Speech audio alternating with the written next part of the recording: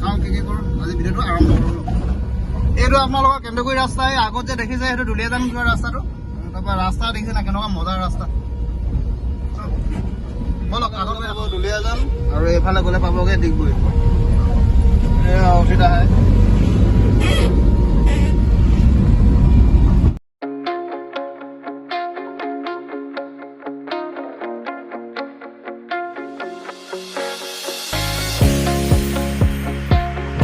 Bypass বনি আছে ৰাস্তাটো ধুনীয়াকৈ এখন উপকৰণা এখন ভাৰটি যাব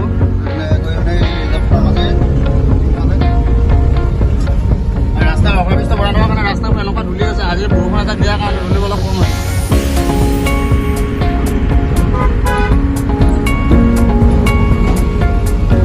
ৰাস্তা দেখো ৰাস্তা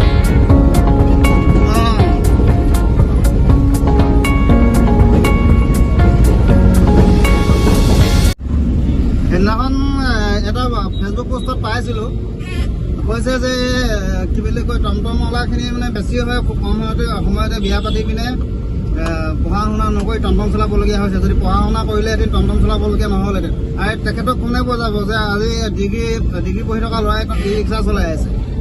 কোনে বুজাব যে তেখেতক ভাল ভাল ল'ৰাই যে ই ৰিক্সা চলাই আছে। আৰু এইটো কথা নহয়, ল'ৰাই যে অকল দুষ্টামি কৰিয়ে যে পঢ়িব নোৱাৰে সেইটো কথা হ'লে নহয়। জানেনে আজিকালি পঢ়িবৰ কাৰণে কিমান টকাৰ প্ৰয়োজন, এটা শ্ৰেণী পঢ়াবৰ কাৰণে কিমান টকাৰ প্ৰয়োজন। আৰু সকলোৰে সেইটো সাধ্য নাছিলে। এতিয়া লাহেকৈ মানুহবোৰ ডেভেলপ হৈছে। আগতো সেইবিলাক কামবোৰ নাছিলে। সেইকাৰণে মানুহৰ মুখত যি আহে তাকে কৈ দিব নালাগে, বুজিছেনে?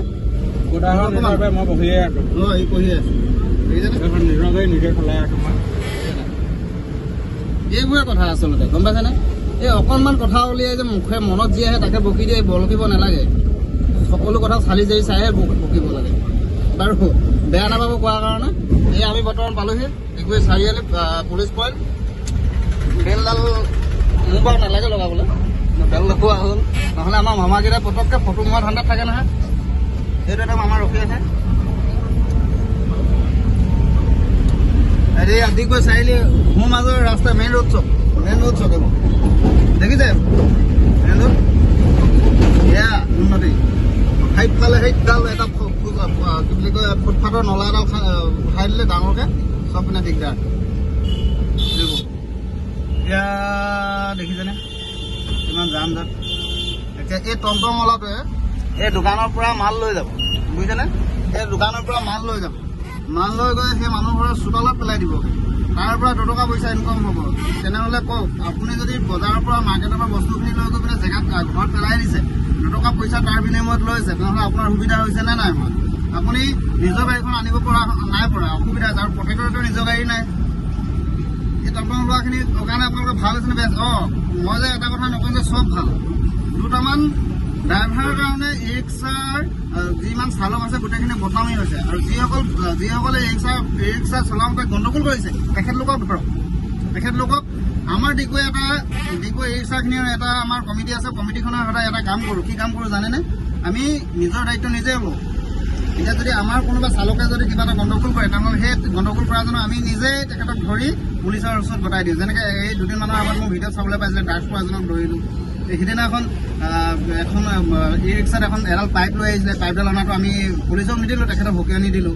আৰু সেই ড্ৰাগছ খোৱাৰ আৰু অনিৰ্দিষ্ট কাৰণলৈ আমি ই ৰিক্সা চলোৱা বন্ধ কৰি দিলোঁ। এতিয়া তেনেহ'লে এনেকুৱা যদি হয়, মানে আমাৰ ডিগবৈ কমিটিখিনিয়ে ভাল কৰিছে নে বেয়া কৰিছে এটা আপোনালোকে দিবচোন মতামত দেই।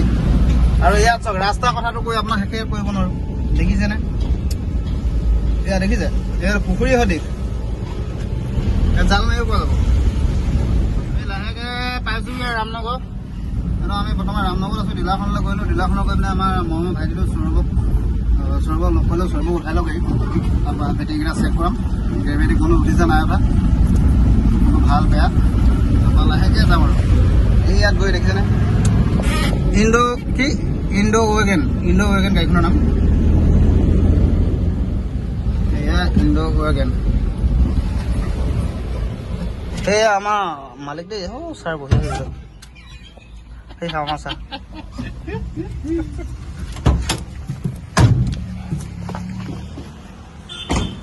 লৈ যাব গাড়ী লাগে যদি ইয়াৰ পৰা একদম কম ৰেটত দি আছে। মালিক গৰমত দেখিছেনে একদম দেখিবলৈ কেনেকুৱা লাগিছে বাৰু একদম মানে নকওঁ আৰু এতিয়া সৌৰভক লৈ যাওঁ ব'লা উঠা বেটেৰী চেক কৰিবলৈ ধুনীয়াকৈ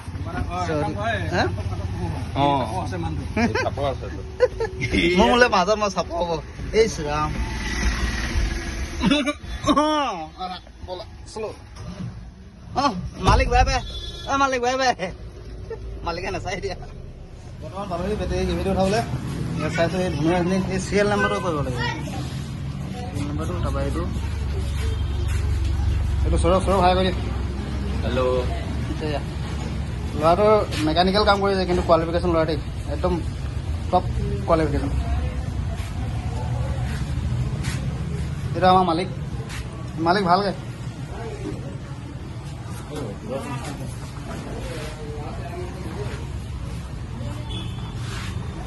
বেটেৰীকেইটা দি থৈ আহিছিলোঁ দুখৰ বিষয়ে নাই হোৱা আজি দুমাহৰ পৰা বেটেৰীকেইটাৰ লগতে লাগি আছোঁ কাইলৈ আকৌ মাতিছে আৰু ভিডিঅ' চিডিঅ' কৰি দেখাব মনটো বেয়া লাগিছে তাৰপৰা সকলোকে বাই বাই দেই